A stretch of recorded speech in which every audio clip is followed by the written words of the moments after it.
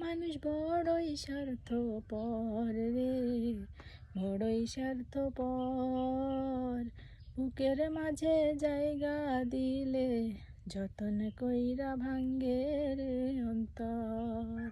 মানুষ বড়ই স্বার্থপর রে, বড়ই স্বার্থপর। বুকের মাঝে জায়গা দিলে যতন কইরা ভাঙ্গে রে অন্তর।